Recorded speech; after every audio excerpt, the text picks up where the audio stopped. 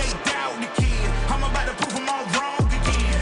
I got a low tolerance, cause they don't even know what the problem is. It's me. You waiting on the boy to fail, to hold your breath and face your death. Cause you play a roulette with each step I progress, no less. Go ahead and place your bets. Cause we know who we at, we know we top tier. Cause all the hate that you bring, we know it stops here. I'm taking off like a rocket here, ain't stopping here. It's strange how they cannot see the future but see profit here. Wait up, we gon' always win. Tell 'em I can't take no loss. My team hold no L's, no.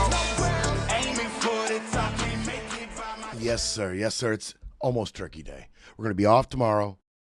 Obviously, Thanksgiving and Friday. We'll be back Monday after that.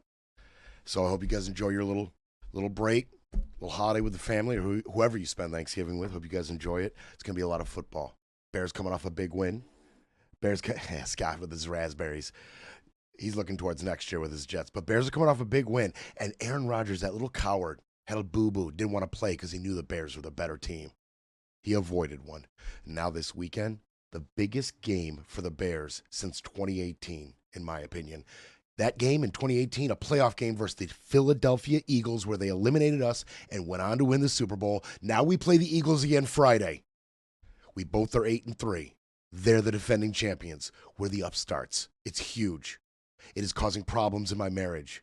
You know, Scotty, I picked Dallas, by the way, in our pool, in our fantasy pool. I picked Dallas to beat the Eagles. Tony was none too pleased with me. Not happy. Apparently, I should have picked the Eagles, even though I knew they were going to lose to the lowly Garbo Dallas Cowboys, predictably, and they did. It's causing problems. Friday. She's an Eagle fan, her whole family. Eagle fans are all from Philly. I'm up against it. Bears are good for it. All right. Let's talk about it. Let's talk about this Russia-Ukraine deal. That's what I want to get into today, at least at first. I want to really sink my teeth in. We have not talked about this in weeks because there really hasn't been much progress. We haven't talked about it since the dummy went and visited the ventriloquist and then came out of that meeting. Trump came out of that meeting in Anchorage talking about Putin told me how bigly, strongly, quickly I was. Yeah. And he also told me I shouldn't put up with any crap from the media. That was interesting.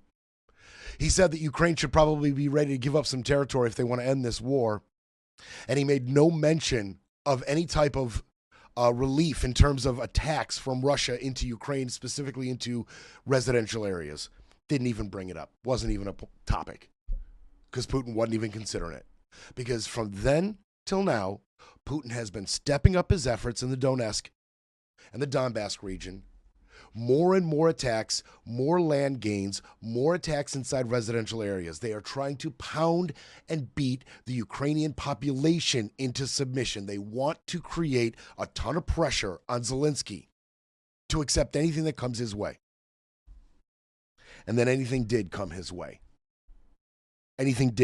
Right on the heels of Trump's monumental Gaza deal. And we'll see how that works out. The jury's still out. There's been some bumps in the road, major bumps, but it's moving forward. And we'll see if he gets his peace in Gaza.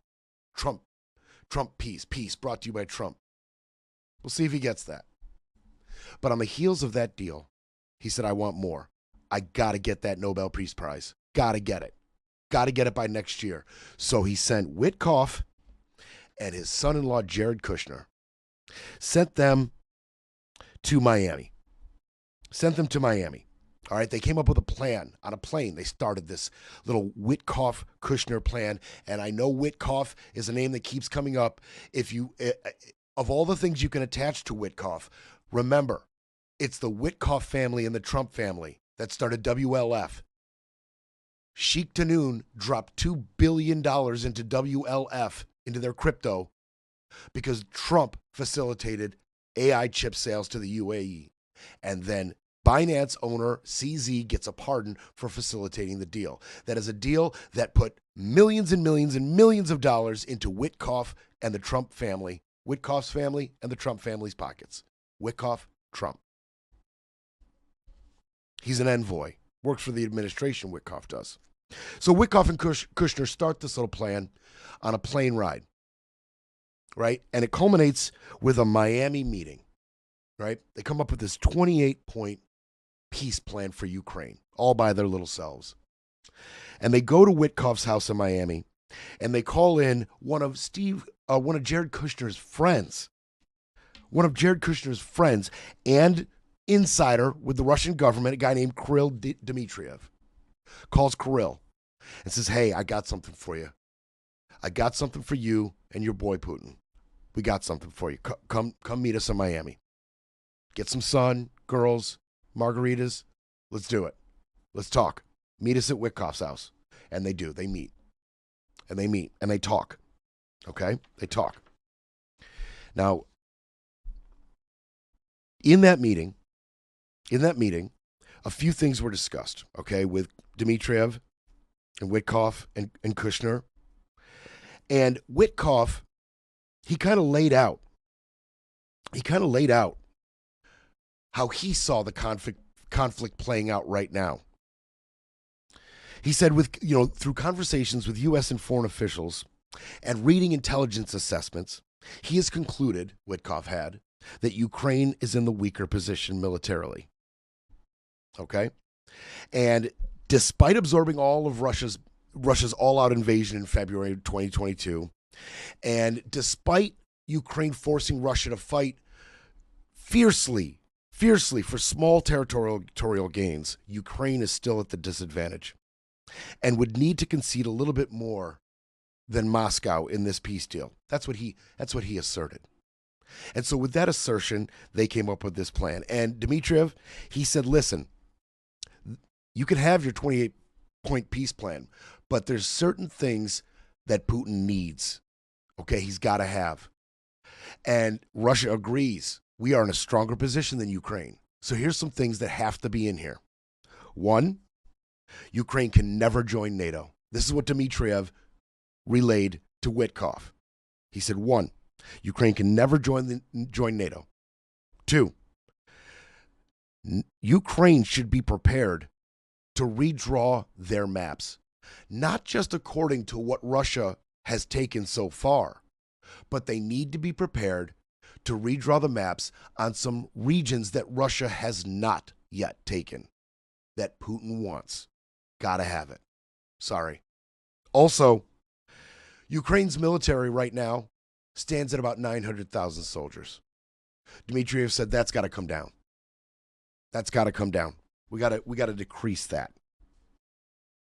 This is all being discussed at Witkoff's house in Miami with Dmitriev. And then Dmitriev said, hey, you do this for us. You get these things in here. Man, we can talk deals. We can start to normalize the Russia-United States relationship. We can start to make a little cash again. Why don't we put some deals for AI and energy and some other things that'll really benefit both of us economically? Why don't we work some of those deals in on the side, right? Witkoff's all about that, of course. It's what the meeting was really about, right? Kushner and Witkoff get together with this pro-Russia plan, right? And what's Russia going to do for them? And then Witkoff and Kushner can run back to Trump and said, man, they offered us a bigly deal for getting this together for them. Bigly. Of course, quid pro quo. Everything is a grift. Everything is a grift. Hundreds of thousands of people have died in Ukraine. Russian soldiers, Ukrainian soldiers, Russian civilians, and definitely Ukrainian civilians. Hundreds of thousands of deaths. And Witkoff and Kushner over here squeezing Russia for a little side action. Ever the opportunists. Ever the opportunists. So then, once they put this little plan together, with Dmitriev's input, Witkoff's input, putting together a little side deal, a little something for Trump to wet his beak, they say this is ready for Ukraine. Let's call him in. So they called in Rustem Umerov. He is Ukraine's national security advisor. They flew him into Miami just a little bit after Dmitriev got there. They flew him in, and they showed him the plan. And Umerov said plainly, it was a better deal for Russia than it was for Ukraine. And he said, listen, I'm not the final word on this. Anything like this has to go through Zelensky himself. You should call him. That's exactly what they did. On November 16th, Kushner and Witkoff, they walked the Ukrainian president through the 28-point plan. Walked them through it together on a conference call. Zelensky, and man, please be careful. Vladimir, please be careful. Watch what you say, bro. It's important. Zelensky thanked him and thanked Trump for their efforts to broker a peace deal.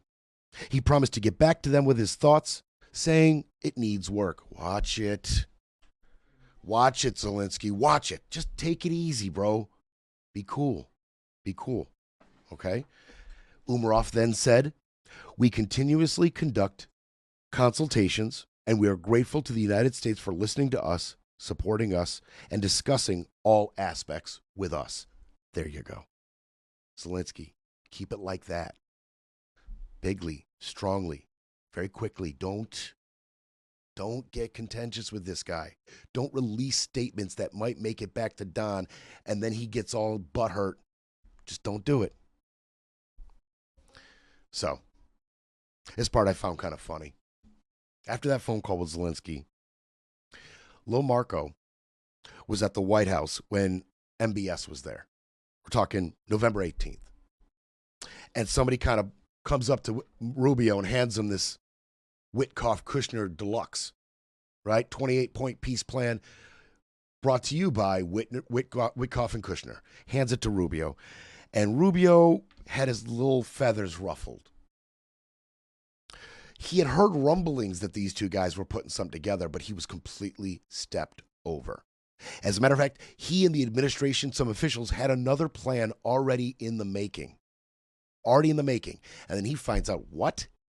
This guy's got Dmitriev and Umarov at Witkoff's house making side deals while I'm putting together something from the administration?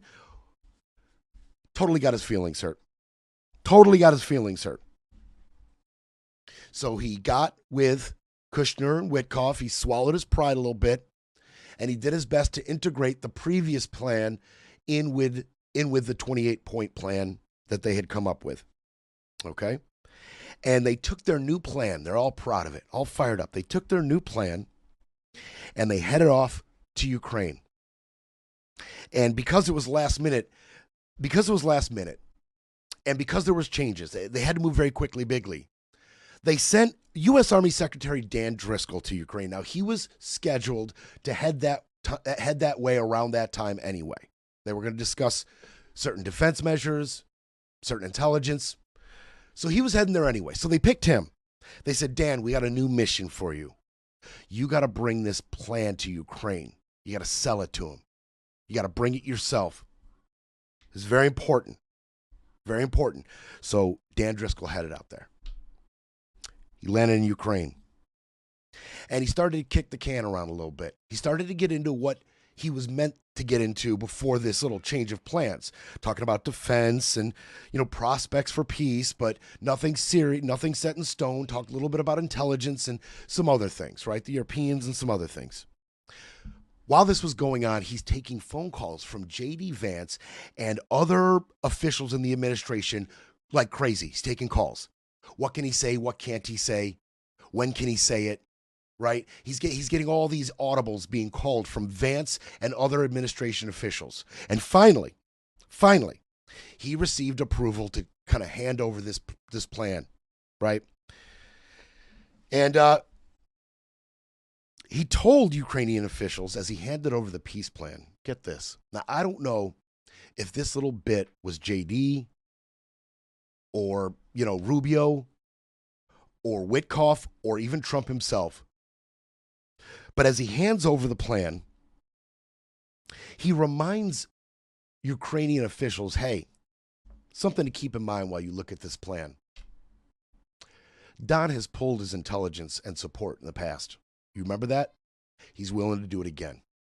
So just keep that in mind. Keep that in mind as you kind of peruse the details of our 28-point plan. We can kneecap you. Not only can we kneecap you, Trump has shown the capacity to be willing to kneecap you. Don't forget that. Don't forget that. Aid, intelligence, support, our weapons sales to European countries who will in turn give it to you to defend yourself, that can all end. that can all end. Keep that in mind. Well, at that point, after that meeting, the details of the 28-point plan became public. We all started catching wind of what was in this 28-point plan, and people were pissed. And it's funny because on the front end, Witkoff and Kushner stepped over Marco, right? Gave him a stiff arm. You don't need to be a part of this. And on the back end, when the international community catches wind of how pro-Russia this plan is, it's Rubio who has to do cleanup duty. Now he has to field the calls and hear the complaints. It's hilarious. It's time for a quick break, then we break some more. You're listening to Brett Breaks Things.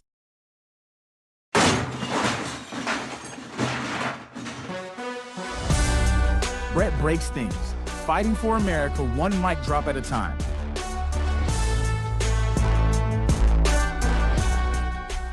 Low Marco. Can't get no respect. Can't get no respect. But this is what you get, right? You're clearly the beta in the relationship. That was proven to us a long time ago. The guy has disrespected you, called you names, called you everything in the book, and then you go work for him at the highest levels of his administration. What, you thought you were going to get respect at that point?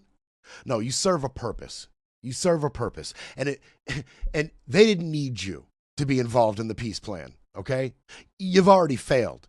You kind of made Trump look like an idiot, setting up meetings prior, remember? And then Putin just doesn't show up. And then Trump has to go on the plane and say, well, the cool kids didn't show up, so I'm not showing up. Failed meeting after failed meeting, which resulted in the dummy going and visiting the ventriloquist in Anchorage. You failed time and again, Marco. So you know what? Now you can do some janitorial work. You can do some cleanup on the back end. And that's exactly what he had to go and do. It gets even funnier for Marco. Man, this dude, he just can't get it right. He just can't get it right. So he's taking calls. He's taking calls from all sorts of people, lawmakers, international community, different people. He's taking calls about how terrible this plan is, how bad it looks, how pro-Russia it is. And then he gets a text from Angus King. He's on the Intelligence Committee. And Angus King is like, what is going on here? He's got concerns. He's confused. He's got concerns. This came out of nowhere. It's so pro-Russia. You see, there are still elements of Congress that don't want to see Russia rule the world and don't want to see our president do Russia's bidding. There are still elements of that in our government, believe it or not. And Rubio's taking calls, and he's texting with Angus King. Okay? Then he gets on a call with Angus King, Jeanne Shaheen of New Hampshire, who's also very upset, and the top Democrat on the Senate Foreign Relations Committee, Mike Rounds of South Dakota. Gets on a phone call with all of them. Now, they say, the three of them say that they were told the initial draft was influenced by a Russian named Dmitriev, right? They're not as, up on the Russian movers and shakers. And they're like, yeah, he told us that this Dmitriev kind of wrote this thing, right? Karelin, Kushner's buddy. He told the other lawmakers that the plan included elements from Umarov and other Ukrainian officials. It had elements, but it was kind of written by this Dmitriev guy. That's what they say Rubio told them. What does Rubio say? Rubio said, that's not right. The peace proposal was authorized by the U.S., and it is based on input from the Russian side. But it is also based on previous and ongoing input from Ukraine. So he had to do a little cleanup on his own mess after that. So he's cleaning up the mess and spills a bigger mess. Now he's got to clean that up because he's not very qualified for his position. He's not Bigly. He's not Strongly or Quickly. He's Lil Marco. Lil Marco very rarely gets it right. Very rarely. So they got to do cleanup. And they hastily arranged a meeting with European officials, U.S. officials, Russian officials, and Ukrainian officials in Geneva. And they started to get out in front of this meeting, and already just the cleanup effort begins before they even get to Geneva. As they start to talk about, we're going to make this plan a little bit more acceptable to Kiev. Okay? We're going to talk about that military cap. We're going to talk about it. We're going to talk about that language barring Ukraine from joining NATO. We'll talk about it.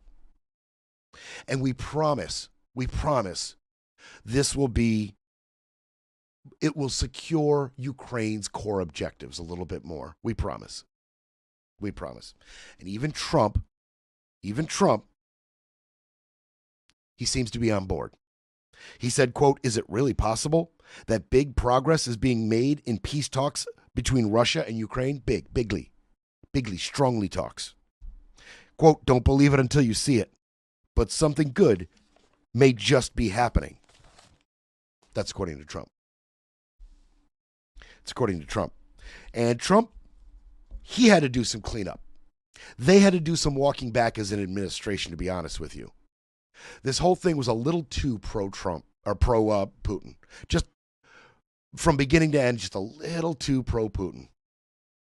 Kushner and Dmitriev and Witkoff cooking this thing up so Russia can get, its overarching ultimate goals.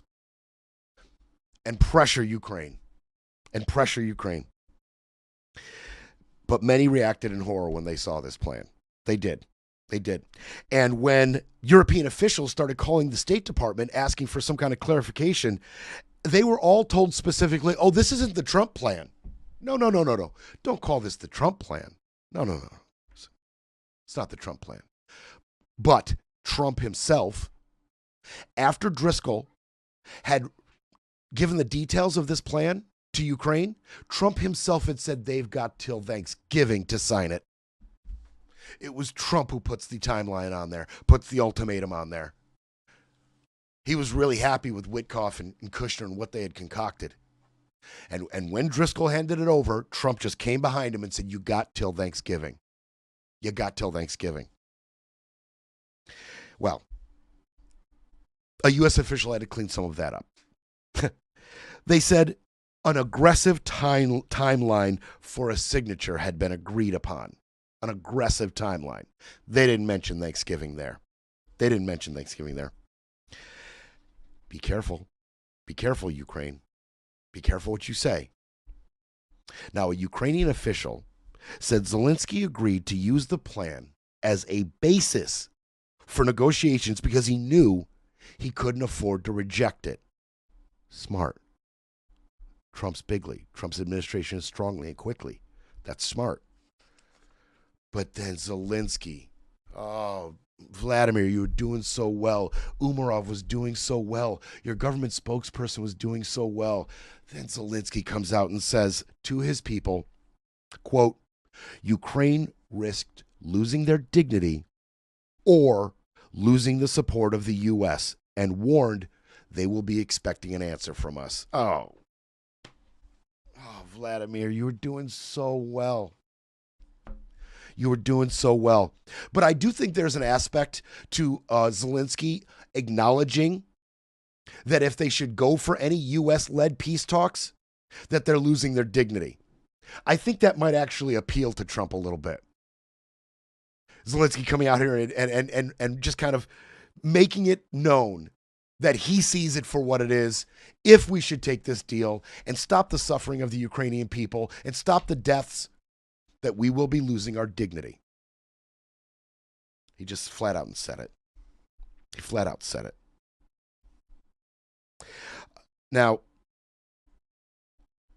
it appears that Rubio, talking with some of the people in the administration and some close to Trump, all feel like this moved a little too fast. Yeah. And they even said as much. Although they liked Witkoff's and Kushner's little plan and their initiative, their go-getter attitude, those meetings in Miami, they liked it. They just thought this all moved a little too fast, and that might be Rubio's fault as well. How much pressure did Rubio put on the administration to set up that meeting in Geneva? That has happened, and we'll get into it. Was it all too fast? Whose decision exactly was it to send Dan Driscoll over to Ukraine like that? Who had the final say on sending this guy and having him administer a threat? And then, of course, Trump making everything worse on the back end, at, applying this Thanksgiving deadline. It was all too quick. It was all too fast. And a senior administration official said Driscoll got out ahead of things by holding full-blown peace talks with senior Ukrainian officials. They said, of course, the Ukrainians are saying we're trying to force them into a Russian deal. This is what they do. It's not true. Not 1 minute of it's true. That's what they say. But we got a little boxed out this time. That's what the White House is saying. We got boxed out. So who sent Dan Driscoll? Who was was it JD? Was it Marco? Who sent Dan? That seems to be the misstep. They might have wanted to take their time a little bit. That may have been the misstep. The president himself even felt this got a little messy and started to walk back to Thanksgiving talk. He was on board with the Geneva meeting. He realized things needed to be cleaned up as well.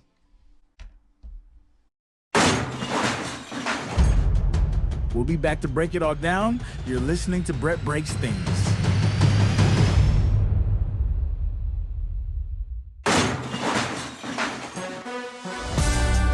Breaking news, breaking rules, breaking through. Back to Brett Breaks Things.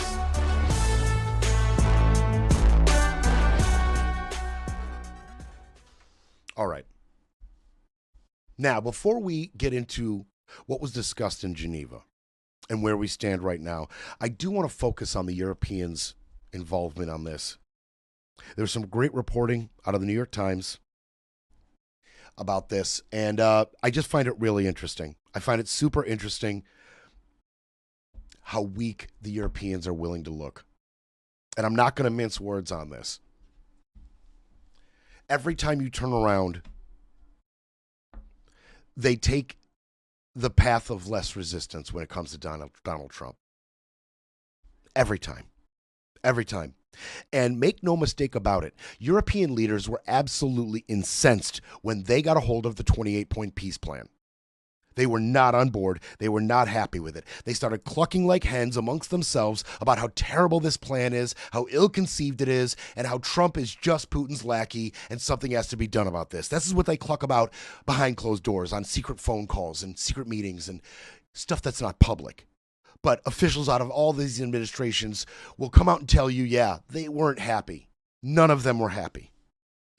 Specifically, Keir Starmer of Britain, Emmanuel Macron of France, and Friedrich Merz of Germany. Those three especially were not happy. And they talked about it. They talked about how pro-Russia the plan was. All right? But they also talked about how they got to keep their cool and keep their calm. Right? They cannot go out in public and start pissing Trump off. And they had problems, big problems with this deal.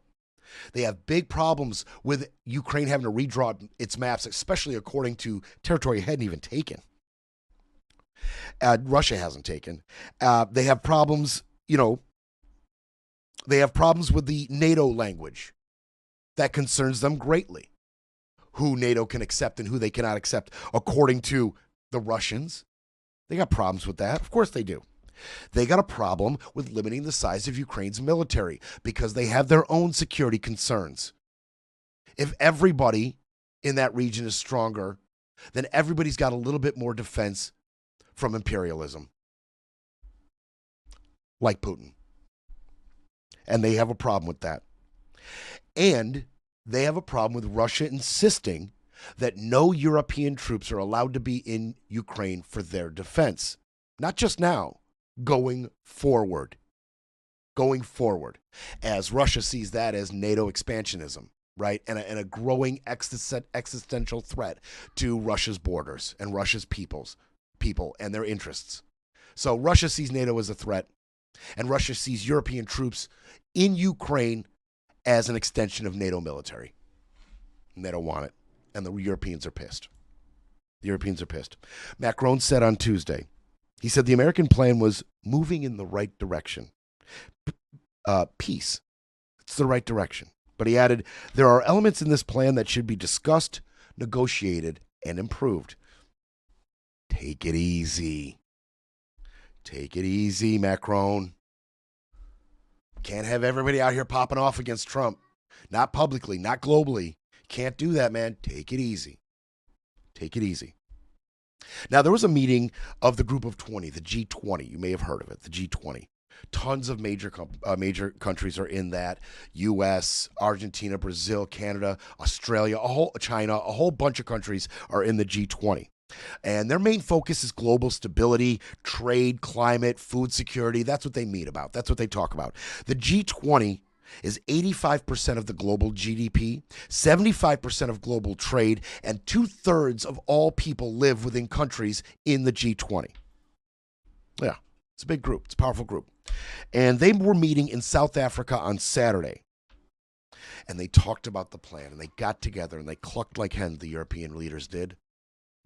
And they declared the president's plan to be a good start and vowed to work together to strengthen its provisions.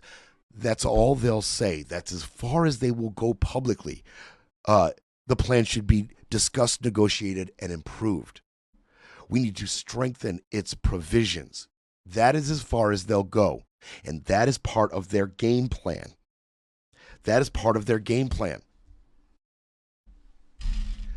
Now, the managing director for a group called the Eurasia Group, which is a political risk consultancy group. Okay? Political risk consultancy group. His name's Mujtaba Rahman. I thought what he said was pretty interesting. He said the Europeans effectively have a modus vivendi for dealing with the Trump administration. He said that the aim was to slowly steer Trump back to a more favorable position for the Ukrainians and the Europeans. That's the effort in Geneva. And from what I can tell, the effort seems to have been quite successful so far. And we will get into the details. A modus vivendi. That's Latin for way of life. What is the Europeans' modus vivendi for dealing with the Trump administration? And it's become kind of clear. Heaping praise on the president. He's bigly, he's strongly, he's quickly. You're the best. You're the best deal maker. You're the best peacemaker. You're the best, Mr. Trump. Don't you ever forget it. What else? Delay. Delay. While you're heaping praise on this guy, kick the can. Kick the can till his whim shifts from this way to that. Or he does one of his famous 180s. Or he tacos out. Right? Just wait. Just wait. Something favorable may happen. Just wait. And whatever you do, you gotta avoid the blow up. You gotta take a lesson from what happened to Zelensky. It was so imperative that the Trump administration paint Zelensky as some type of contentious entity in all of these peace talks. With all of Zelensky's efforts to make sure Trump knows how bigly and strongly and quickly he is and how thankful he is for any support the U.S. gives, it was imperative for Trump and Vance to somehow goad him into some kind of confrontation on camera so they can paint him as ungrateful and an impediment to peace. And they got what they wanted. And I know it was a huge ask for Zelensky to stay out of the way of that Mack truck, but he got hit. He just couldn't take all of it. He got hit. And no matter what it takes, do not repeat that going forward with Trump. If you want to get results, you got to avoid that blow up. You got to avoid it at all costs. And the reason this time that the Europeans are willing to be reverent and tell Trump how bigly and strongly he is because they know the truth of the matter, which is, even in the face of all the efforts from the Europeans to build up their military forces, all right, build up their military industries, advance their technology, they are absolutely reliant on the United States and their sophisticated equipment, their munitions, their intelligence, their aid. They are absolutely reliant on the United States to help Ukraine fight Russia. That's the truth. They know it. Russia knows it. U.S. knows it. And that's the problem. One, no matter what you hear in the media, Russia is stronger and they are winning this war. Two, everybody needs the U.S. to stop Russia even a little bit. Everybody needs Trump. Those are two big problems. Do you see where we're going with this? They can't be overlooked. They can't be understated, these problems. And the Europeans understand it. And they have bent and bent and bent to Trump. Bent to him. Now, in April, right? And I don't want to pick on the Europeans. Ivo Dalder, a former American ambassador to NATO, said it reeks of weakness, a lack of conviction and strength. What you have is Europe being cut out every single time, and then they're surprised when they're cut out. And then they do damage limitation. This is what I'm talking about. In April, Trump comes out with Liberation Day. And only a handful of countries are willing to fight this man. China, Canada, right? Brazil. Only a handful are willing to push back. What do the European leaders do? They come with their hat in hand, tell Trump how bigly, strongly, quickly he is, and they all get favorable deals. They're willing to kiss the ring, make a deal, and go back with less damage. Damage limitation. Damage limitation. When Trump went and brokered that peace deal in Gaza, he completely cut the Europeans out. And just like this Ukraine deal, the Europeans get detail of the deal, and they're like, whoa, this is way too pro-Israel. Cluck, cluck, cluck, cluck, cluck. We have a big problem with this. We have such a big problem with this. And then Keir Starmer comes out in a statement and says the U.S. proposal was profoundly welcome, and I am grateful for President Trump's leadership. And then they go behind the scenes, and they try to deal with Trump, and they try to deal with the administration officials, and they try to deal with Israel to try to get some kind of concessions for Gaza. And when the deal is finally released, it's Trump's version. Very little was conceded once again. They look weak. They are weak, and they're trying it again now with Ukraine. Edward R. Arnold, a Royal United Service Institute for Defense and Security Studies at this place, or London-based place, he said, quote, that under Mr. Trump, Washington was willing to go over the heads of Europeans to get what it wanted on Ukraine and other issues. The fact that they've outsourced their military protection for so long to the U.S. means they've effectively outsourced their diplomatic clout as well. It's very, very difficult for Europeans to get back in the game. But they're trying. They're trying to get back in the game. They were at this Geneva meeting. Okay? U.S. was there, Ukraine was there, Russia was there, European leaders were there. Okay? While they're at this Geneva meeting, I want you to remember something. Russia launched a punishing missile and drone attack against the Ukrainian capital of Kyiv just as this meeting was wrapping up. Hit residential areas, killed at least 7 people. Okay? They are trying to pressure Zelensky, and they are using the Ukrainian people's suffering to do it. It's not just about territorial gains at this point. It is about terrorizing the Ukrainian people. As more civilians die and more residential areas get hit, it is Russia daring Zelensky to tell those people, look, we can't do it because we have to continue to control the Donbass region. It's all about the Donbass region, so you have to continue to get bombed in your apartment.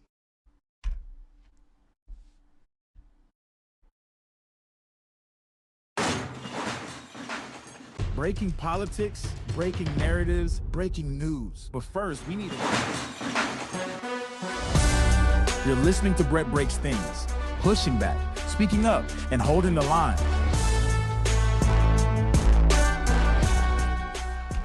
All right, we're going to overtime today, and I'll tell you why. Because there's no way I'm not mentioning Comey and James's case being thrown out. There's no way I'm not mentioning it and getting into it just a little bit. So we're gonna finish with some of these details, the where we're at right now with this peace deal. We're going to finish up, and then we're going to go to overtime, and I'm going to talk about Judge Curie and her decision and what it means going forward.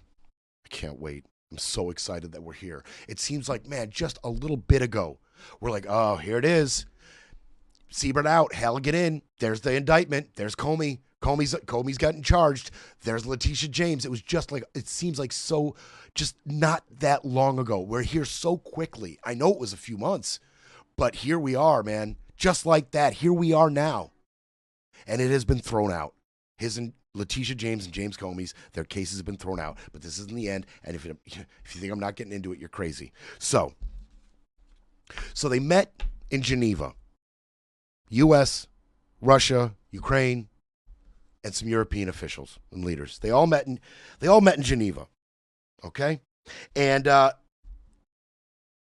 it went well. It went well. It went well for Ukraine. Now, I'm going to get into the reality of it. And I want to get into the Russian perspective because our White House and our spokespeople and Levitt and all these people, Rubio, they can say what they want to say. But it seems to me that when it comes to dealing with the media, the Russians are just a little bit more honest. Just a little bit more honest. They don't mind ruffling feathers a little bit more. They kind of put some of that spin aside, just a little bit. And I think it's important to hear what they have to say. But you got to know the Geneva meeting went well. And a few things specifically happened to this 28-point peace plan at the Geneva meeting. One, the points went from 28 to 19. Okay? It was refined in Ukraine's favor, just slightly. Just slightly. Okay? The parties agreed that the most sensitive of the territorial concessions would be discussed leader to leader by President Trump and Zelensky in person. And of course, Putin's always got Trump's ear, so he'll have his input. But the delegations there in Geneva all said, look, let's go forward. Let's make some inroads. And let's not even get into who gets to keep the Donbass region. Let's not even get into that, and let's just agree that Trump and Zelensky will work that out themselves. They also agreed to take out any language on the future of NATO. Hey, maybe the Europeans aren't that weak after all. I wonder how much of their input led to that. They took out a lot of the language on European security, specifically European countries' ability to station troops within Ukraine. They took that language out. They nixed any mention or any verbiage dealing with the little side action between the U.S. and Russia in terms of AI and energy deals. They just nixed any language or any verbiage relating to any of that. No side deals on U.S.-Russian relations. Okay? All those things were taken out of the framework.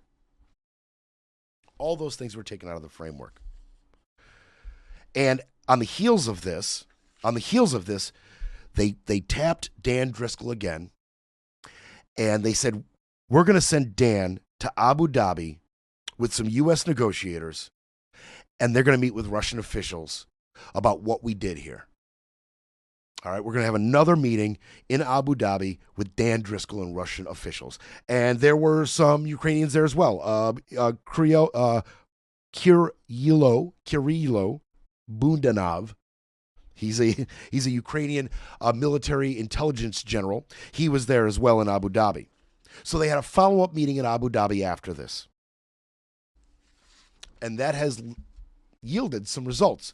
But before I tell you what they're saying right now after that Abu Dhabi meeting, I want you to hear what some Russians were saying on the heels of the Geneva meeting. Russian Foreign Minister Sergei Lavrov suggested that if the new document strayed from the understandings President Putin believed he had reached with Trump in Alaska, the Russians won't accept it. Meaning, we told Trump we're keeping what we took. And if there's anything in this that says anything otherwise, we're not going to accept it. Lavrov is saying that himself. He said Russia welcomed the initial U.S. plan, but if the spirit and letter of Anchorage are erased from the key understandings we have documented, then, of course, the situation will become fundamentally different. You see what I'm saying? It's not all peace and love. Not from the Russians. The U.S. want to say, hey, we're being so bigly, strongly, quickly on this. And the Ukrainians are so on board with some of the concessions we made. We're right there. We're right there, President Trump. The Russians are like, yeah, Yeah, maybe not. Okay, maybe not.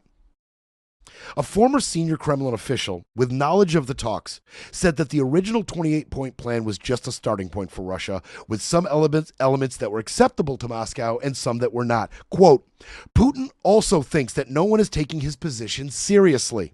Putin does not really want to continue the war, but he's an opportunist. You see what I mean about them being a little more honest? But he's an opportunist. He really has to receive something meaningful in return for this war. You see what I mean about being honest? He's not talking about we got to put an end to Russian soldiers dying, or we got to put an end to bombing Ukrainian civilians and all of the death and destruction. He's not talking about anything humanitarian at all. He's talking about Putin's going to get what he can. And you better believe he's going to get something for what he's already took. That's what they're talking about. Quote, it's a pro-Russia plan, but Russia is in a stronger position. So any plan would have to be a pro-Russia plan because this is more realistic. That's honesty. Thanks, Russians. That's honesty. Now, it's not all gloom and doom. I'm going to get back to the gloom and doom. It's not all gloom and doom. It's not all gloom and doom. There was compromise on both sides, on Russia and Ukraine's side at this Geneva meeting. Ukraine said, hey, we may now be open to talking about some new borders based upon what Russia has taken. We'll talk about it. But they don't want to talk about what Russia hasn't taken. They don't want to do that. The Russians, on the other hand, said, you know what? We may be willing to freeze our assault while we talk. And we may be willing to call what's fair, where we have pushed only in Zaporizhia and Kherson. In Zaporizhia and Kherson, the Russians say, sure, we'll stop right here. And we'll freeze our assault right here. And we'll draw the line right here. But as far as the Donbass region goes, no, we need that. We got to have all that. That's all got to be Putin's. Sorry. We want it back. We want it back. So they're willing to compromise a bit. Both of those things I just relayed to you, that is progress. That is progress. And those two little bits, because both sides previously absolutely wouldn't budge on those issues specifically, and now they are budging. I think that's exactly what that is. Right there, a budge. And if I was somebody in Ukraine, especially somebody who lived in the eastern part of Ukraine, I'd be seeing that as, God, a sliver, a shred of hope. Of hope. What was previously unnegotiable is now negotiable. That's hope. Let me take some of that hope away. Here's what Russian analysts are saying about the situation. From Moscow's point of view, little has changed since April, apart from the fact that Ukraine's position has worsened. When Putin said the plan could be a basis for discussion, it was clearly with the idea of making it still more favorable to Russia. Alexander Baunov, he's an analyst, a Russian analyst, along with Tatiana Statanova, who we just heard from. Alexander says everyone has already read the 28 points and must understand that proud Russia will no longer bend in public view. So it's either better or nothing at all for Russia. That's telling. That's telling. And Alexander said of Ukraine, he said, they are not making any concessions, even though that's not true. There's the spin. There's the spin. They are not making any concessions. Not true. They are just going to rebuild their forces, and they will be supplied by the European defense sector. And then when they've collected their strength, they will continue with the war. At least this is how experts around Russian leadership are seeing it. Uh-oh. That ain't good. Hopefully Tatiana and Alexander aren't bullseyeing the situation. Hopefully, there's a little bit more hope on the Russian side than that. That's pretty tough talk out of their analysts. We'll see if they're seeing it clearly. We'll know soon enough. But in the meantime, after this Abu Dhabi meeting with Dan Driscoll and Russian officials and Ukrainians, this came out. Just as we're doing some of the digging, this came out. Ukraine has agreed to a deal to end the war with Russia with only minor details outstanding, a U.S. official said. President Vladimir Zelensky, he said more work needs to be done. But the U.S. officials are saying Ukraine had agreed, okay? The official said that Ukrainians have agreed to the peace deal. There are minor details, but they have agreed. Rustem Umerov from Ukraine's national security secretary, wrote that Ukraine had reached a common understanding on the core terms of the agreement discussed in Geneva. That doesn't sound like we agree to me. It doesn't. We now count on the support of our European partners in our further steps. Zelensky and Trump, they said, need to meet to complete the final steps and make a deal with Donald Trump. They need to meet. Zelensky needs to meet. So U.S. officials are coming out here saying they made a deal. A couple details need to be worked out, but they made a deal. Zelensky's out here saying, we like the deal, but it's not over, and we need to meet with Trump to work this thing out and finish it and hammer it out. So, earlier this morning, Zelensky said, following the meetings in Geneva, we see many prospects that can make the path to peace real. There are solid results, and much work still lies ahead. I don't know who keeps okaying this crap out of the White House. Why are administration officials coming out and saying Ukraine agreed to a deal? Didn't you just learn your lesson about jumping the gun? And it's so funny. Obviously, you didn't learn the lesson because you jumped the gun sending Dan Driscoll to Ukraine to show this pro-Russia 28-point peace plan to them. You jumped the gun. Then you use the same tool, Dan Driscoll, to go to Abu Dhabi. And then after that meeting, you jumped the gun again. Peace deal made. No, clearly a peace deal has not been made. Why are you saying that? More work needs to be done. Zelensky.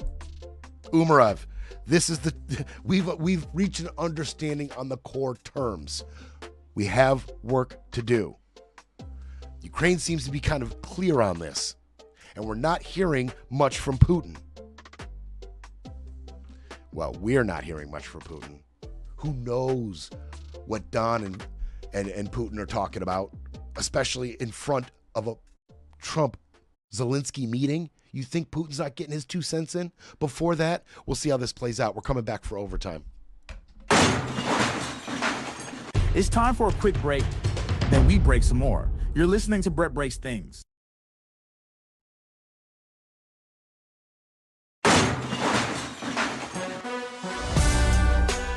Brett Breaks Things, where the stakes are high and the truth still matters.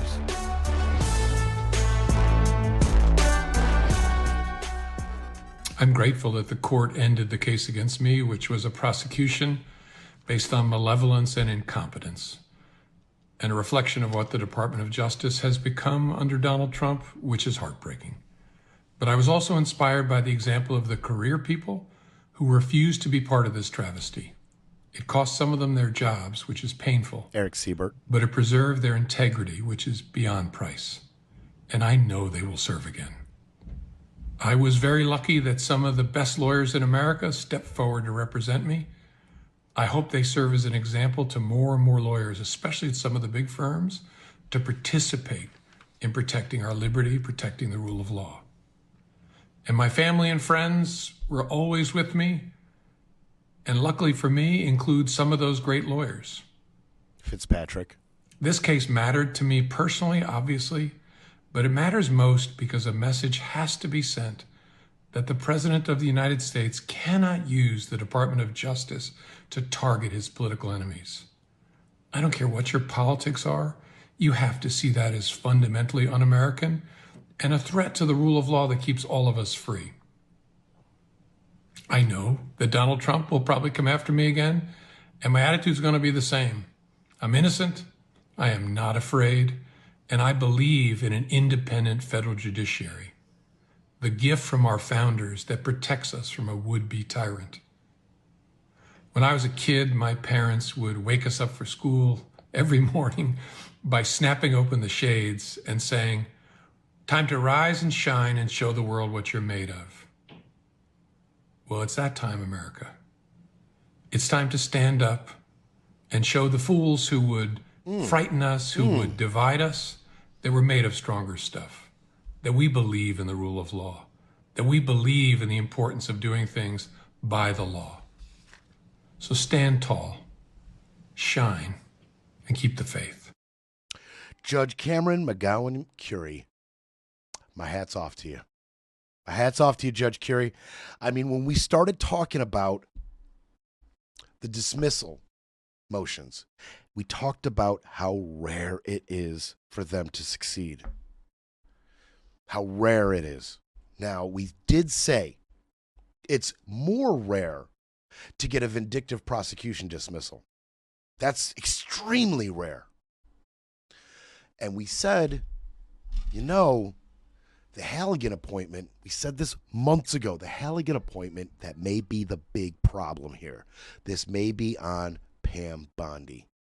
We talked about the U.S. code. We talked about the irregularity and the appointment code. The appointment code in this country, there's a code for this. We talked about it. And there it is. That's what got him.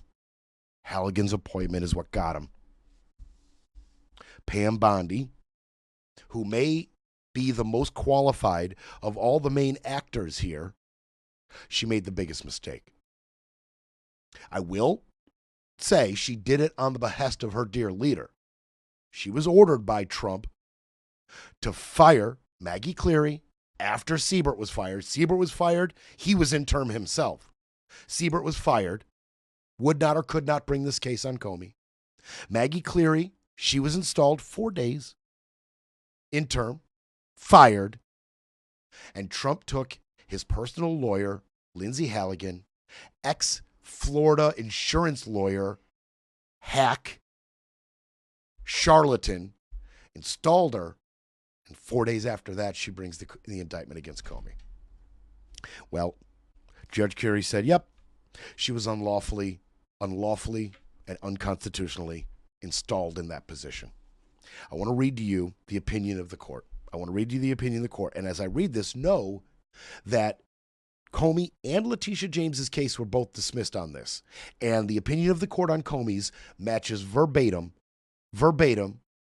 minus the names, Comey and James, verbatim, to each other. They match. This is exactly what she wrote for Letitia James.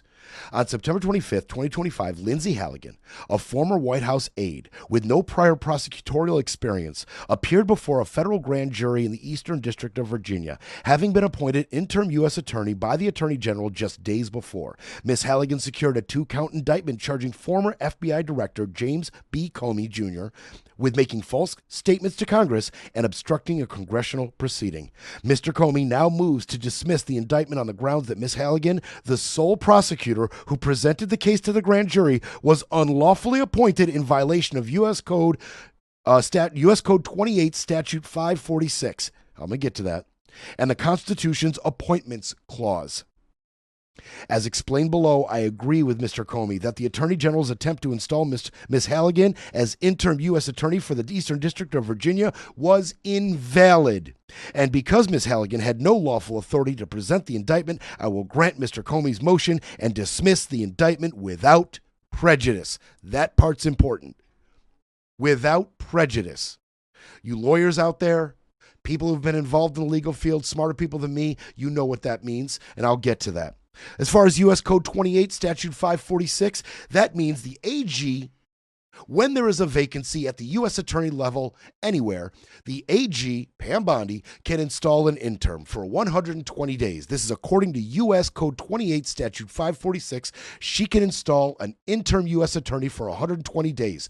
When that ends, whether the 120 days runs up, that person quits, or they are fired, When that interim is over, a district court appoints a new interim U.S. attorney. And that person stays there until Senate has confirmed a permanent U.S. attorney for that position. Very clear, very easy. Took me 1 minute to explain it to you. I'd like to think that Pam Bondi knew it already. That is what is in our U.S. code. Judge Curie said you broke it. You broke it. Period. Dismissed. Dismissed. In her ruling, she said a few things. She said that it was unlawful to appoint 2 interim prosecutors in succession and dismissed the charges. Okay? I want you to understand that they are going to appeal this. They're going to appeal this. They've already said it. If I could just get your reaction to the James Comey Letitia James cases being dropped today. Back in Washington, James Comey put out a video. He said this matters most because a message has to be sent. The President of the United States cannot use the Department of Justice to target his political enemies. Your reaction to the cases being dropped into that specific message? Sure, we'll be taking all available legal action, including an immediate appeal, to hold Letitia James and James Comey accountable for their unlawful conduct. What is your reaction to his statement?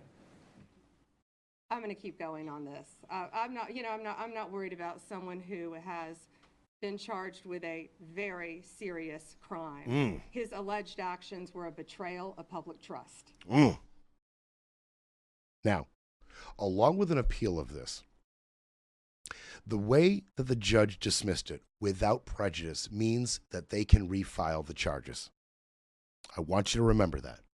But before we get to that, let's have them take their victory lap.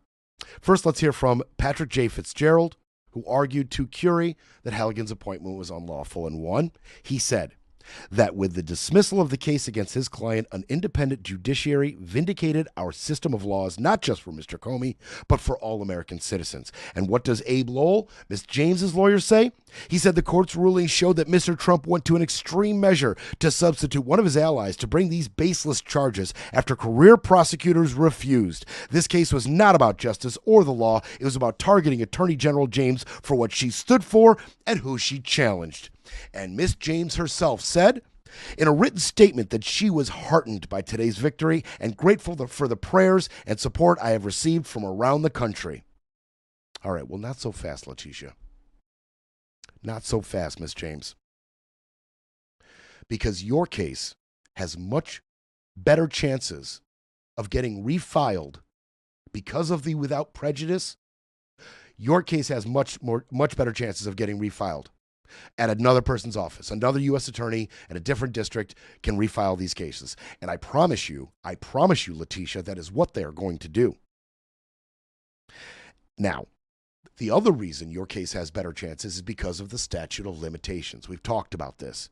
They had 5 days to go till the statute of limitation on Comey's charges ran out. They had to rush it. That was the whole deal. That's why this went down like it went down. Siebert left, wouldn't bring the charges or couldn't. When it was time for Halligan to bring the indictment to the grand jury, she couldn't get any career prosecutors, no line prosecutors to join her. And she didn't have time to find some who will that could be briefed on the case in time. That's why she had to do it by herself. She herself, being unqualified, a complete hack, screwed it up a number of times. One of the witnesses, an FBI agent, disclosed attorney-client information that should have never been disclosed. 2 hours were missing from the back end of the indictment hearing. 2 hours were missing when she was supposed to refile her 2-charge indictment after the jury rejected a 3rd charge. She didn't refile. The 2 hours were missing from that in the transcript. She then went and got, as the case progressed, she went and got a couple Keystone Cop lawyers, just total bungling fools, to come and help her, who gave up the ghost, and they started telling things they shouldn't have told. They started to admit how unqualified and unprofessionally this whole thing was handled. Mistake after mistake after mistake after mistake after mistake. That happened because of this statute of limitation. They had to rush the whole damn thing on Comey. And you're thinking what I was telling you, which is this one's dead in the water. They got to come up with new charges for Comey. because the statute of limitations has run out. Well, to that, government prosecutors said they urged the court that the statute has not expired because the clock was essentially paused when the indictment was returned. Here they go. They will absolutely stop at nothing for this vindictive prosecution, this retribution tour. They will not allow it to be impeded at all. Reasoning and the law have nothing to do with this. Comey needs to get justice. We need retribution on this man. So all of your reasoning and your judge's opinion and all of this will not stand in the way. Comey's legal team said, look, we're going to fight that. The statute of limitation is up. That's complete nonsense. If they try these charges again, we will fight it. We will fight it. As far as the appointment goes, Curie said a few things. She said the law does not permit the appointment of successive interim prosecutors, or else the White House could simply keep installing pliant people in powerful positions and get around the constitutional requirement for the Senate to confirm them. And she's right. She's right. We could do this over and over and over again his entire 4 years, if they please, without ever getting a Senate confirmation for that appointment. If she let this stand, they could do that forever. She said it would mean the government could send any private citizen off the street, attorney or not, into the grand jury room to secure an indictment so long as the attorney general gives her approval after the fact. And that's not, she's not guessing. That's exactly what they did. After it was found out, all of the missteps that Halligan took, the prosecution claimed, well, this is all good. It didn't matter whether Halligan was appointed properly or not. And it didn't matter the missteps she took because Pam Bondi reviewed the transcripts and gave it a green light, gave it her check mark, gave it her signature. She okayed it. So because the AG herself okayed how this went down, it's legal. It's legal. And the judge even to that said, how could she have possibly okayed it? 2 hours were missing from the back end, and a huge chunk was missing from the reintroduction of charges. We got so much missing transcript here. How could Pam Bondi have successfully greenlit this indictment? She couldn't have seen it all. Curie poked holes in all of it. Poked holes in all of it. Patrick Cotter, a former federal prosecutor, now works in a private practice in Chicago. He said the rationale the judge puts forward as to why this was unconstitutional is pretty sound. It's just logic.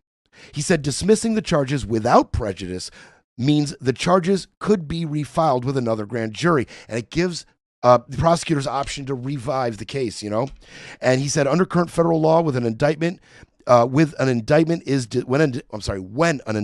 dismissed, the government has 6 months to try to refile the charges, and it may be even longer because of the appeals. So they've got time, but they better be careful who they pick to refile these charges, because judge after judge after judge keeps telling the Trump administration and Pam Bondi that their appointments are illegal. Alina Habba, a judge said it's illegal. That's New Jersey. Sigil Chata in Nevada, a judge said this appointment was unconstitutional. Bilal Assaili, he's from the Central District of California. Another judge said that's an illegal appointment. And don't forget John Sarcone III. He's the one that has been tasked to go after Letitia James's office because they are on a witch hunt and they are violating President Trump's civil rights as they are going after him and all these trials, and especially the classified documents investigation invading his Mar-a-Lago home. That was a violation of his civil rights, and and Letitia James's office is violating the rights of the NRA as litigation continues to drag on in a huge case with them. And John Sarcone has been picked to head that investigation. Right now, a judge is deciding whether his appointment was illegal or not. He could be done too. You want to hear from Caroline Levitt on this? No? Too bad. No, because Lindsay Halligan was legally appointed, and that's the administration's position. I know there was a judge who is clearly trying to shield Letitia James and James Comey from receiving accountability, and that's why they took this unprecedented action to throw away the indictments against these two individuals. But the Department of Justice will be appealing very soon, and it is our position that Lindsay Halligan is extremely qualified for this position, but more importantly, was legally appointed to it. Carolyn Levitt says, we have confidence in her. She's extremely qualified. And we have confidence with her going forward, and she was appointed legally. That's what Caroline Levitt says. Caroline Levitt's soul is forfeit. I don't know what you do with the rest of your life.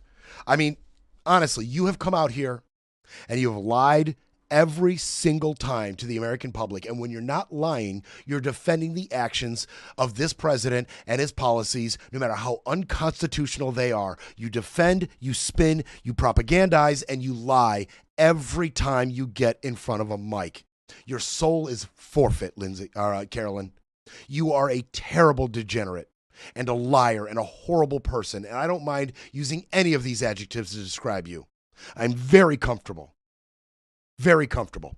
So this degenerate says she's extremely qualified and she was appointed legally. What does Judge Curie say? All actions flowing from Ms. Halligan's defective appointment, including securing and signing Mr. Comey's indictment, constitute unlawful exercises of executive power and must be set aside. There is simply no alternative course to cure the unconstitutional problem that this administration poses. What does Levitt say? By Thursday. And then on the Comey and James case, does the president still have confidence in Lindsay Halligan? Absolutely, he does, to your second question. He still got confidence. He still got confidence in her. Then she does the rounds because Fox News is certainly willing to give her a platform on this garbage. They were leaning into that experience to try and give a wink and a nod to the 1.3 million active duty service members who serve in our Whoop. Sorry. That was on another issue. We're going to get there. So I misread the video, Scotty. Don't kill me, Scotty. That was on another. Look, we're going to go forward. Okay, so they could appeal, and they're going to appeal. They could refile the cases. Now, one person, John Day, who's the president of the American College of Trial Lawyers, he speaks specifically to the fact that Halligan wasn't properly appointed. And he says it's not clear if they could refile these charges under Halligan's watchful eye. Anybody who works for Halligan, they may not be able to refile these charges. We don't know where we sit, not just with Halligan going forward, and they'd probably be well served, the administration, just to fire her. Just wash your hands of the whole thing. She's wickedly unqualified. She didn't get the job done. Her actions, in part, have cost you this case. You might as well just fire her. Fire Lindsay Halligan. But it leaves them in limbo. What can anybody under Lindsay do right now? John said the interesting issue is who's going to present it to the grand jury if they refile. Will it be somebody under Lindsay in that office because they've done the investigation? Or will it just be handed over to a new U.S. attorney in a different district to pick up the case, take a look, and decide whether their career can be ruined by this AG and orders given to them to come up with an indictment no matter what? Who's the next one up? Who's the next one who's going to either sacrifice their career for their integrity or kill their career by doing this department's bidding? Who's next? Who's up? Who's up? It's going to be interesting. It's going to be interesting. I did have a few videos pulled because since we're in overtime, I just wanted to mention this. Also in the crosshairs of this administration, because the Department of Defense said Monday that the investigation has started, is Senator Mark Kelly. Mark Kelly is now under investigation from the Department of Defense. Why? Because of this video.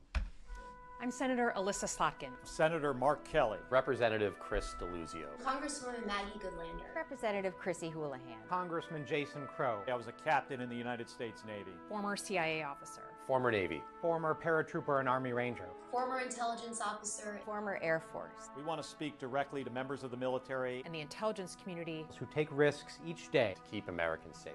We know you are under enormous stress and pressure right now. Americans trust their military. But that trust is at risk. This administration is pitting our uniformed military And intelligence community professionals Against American citizens. like us.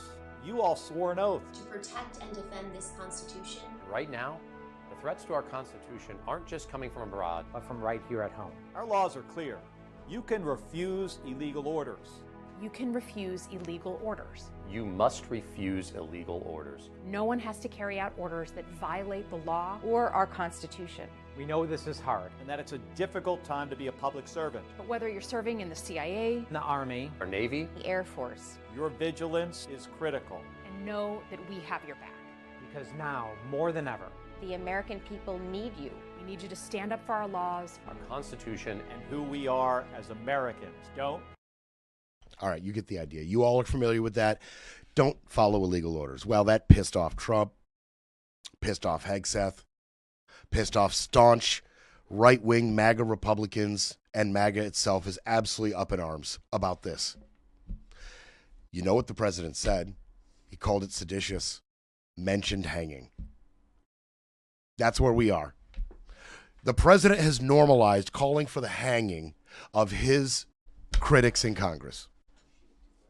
Normalized it. What does Mark Kelly have to say about this? Let me first just get your response to this threat from the Defense Department saying that they are investigating you. They may potentially recall you to active duty to face a court-martial. Well, Rachel, I said something that was pretty simple and non-controversial, and that was that members of the military should follow the law. And in response to that, Donald Trump said, I should be executed. I should be hanged. I should be prosecuted. He even went on and said something about go get them. I guess sending a mob to round me and the other folks up. So this is, I think it says a lot more about him than it says about me. He doesn't want accountability. But, Rachel, I'm not going to be silenced. I'm not going to be intimidated. All right, so that's what you got to say in the face of that. Scotty's doing digging on that. We might get into that a little bit more and see how that plays out. Obviously, it's pissed a lot of people off. Mark Kelly's out here saying, now, the top of the hour on the Progressive Voices channel on TuneIn presents the Green News Report. Any deal? There we go. Three little pieces of audio got fired off at the same time. No big deal. So Mark Kelly's out here. You know, it says more about Trump than it does about him, for sure. For sure. What's Levitt saying? Let's hear from Levitt one last time on this. For that in a question, but go ahead. The Pentagon's investigation into Mark Kelly. What do you make of his response that it's just intimidation? The White House is supportive of the Department of War's investigation into Senator Mark Kelly. And I think what Senator Mark Kelly was actually trying to do was intimidate the 1.3 million active duty service members who are currently serving in our United States Armed Forces with that video that he and his Democrat colleagues put out. Okay. I'd love to ask some military people, some service people in my life or any fans of the show, did you feel intimidated by Mark Kelly? Did you feel intimidated? Because Carolyn Levitt's out here speaking for you, saying Mark Kelly intimidated you. Yeah. Yeah, this is going to play out. This is another optics thing that Trump is not going to win. He's already pissing off service people left and right, and this will probably go a long way towards that. They know what their duty is. Mark Kelly knows what his duty is. All those reps, in congressmen and senators, they all know what their duty is. Trump's the only one who doesn't know what the duty of servicemen is. Mr. Bone Spurs, he would have no idea what duty is. Service to your country. He's the last person to be making comments about this. And Levitt is the second to last person who should be commenting about this. We'll see you after Thanksgiving. Thanks, guys. They'll try to repair the narrative, but Brett Breaks Things will be back Monday to break it all down.